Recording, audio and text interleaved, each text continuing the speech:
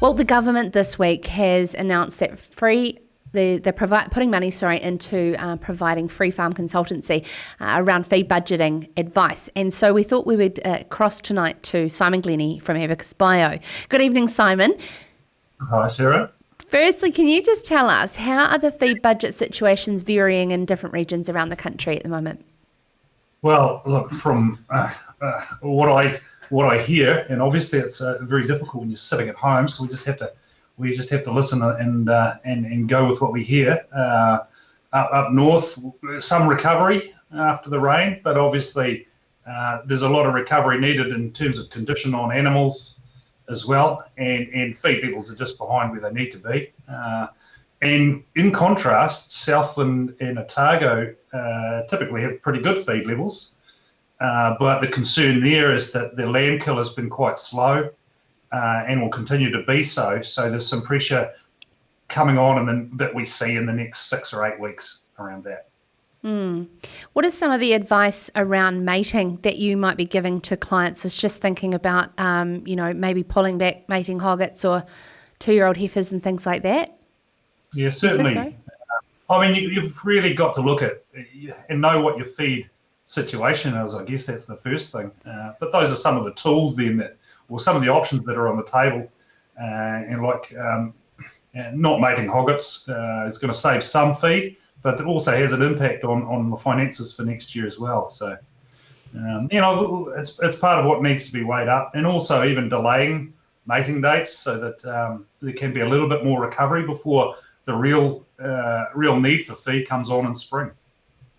So tell us about this funding that MPI have given out, shelling out to people like yourself, which is fantastic. And I can just hear there'll be certain people watching going, oh, I know my situation better than some farm consultant.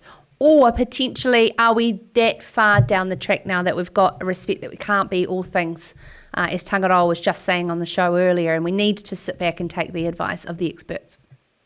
Look, I think New Zealand farmers are just brilliant decision makers. They tend to weigh up situations really well on the whole. They manage really diverse enterprises, so I'm not going to say that they can't make these decisions, but I do think that these are circumstances that are outside normal by quite a bit, and it's really just good business practice to have somebody else having a look at what you're doing and being a sounding board, if you like, and making sure that all the options have been reasonably well considered. How's COVID-19 putting an effect on being able to get out on farm? Is it still business as usual at 2 metres distance? No, for us, we've been staying at home and being good people, partly because we've had close contact with people that have had it, so we have to stay at home. But I think we would have done that anyway. So really, we're going to be called out as required. So we applied along with, I think there was 80,000 other businesses at that time that applied as being essential services. So we joined the queue with all the rest. So I think love a good bit of background barking. It's good. Keeps it real. My Labrador Huntaway, I'm afraid. Sorry. No, that's good. That's good. So talk us through any particular tools around feed budgeting that may be new to people that they can take away and learn from to implement just that forecasting when things are looking pretty tight. I don't know if they're new. We've been using them for ages, I guess. There's about 1 million spreadsheets out there that different consultants will use to do what's essentially the same job.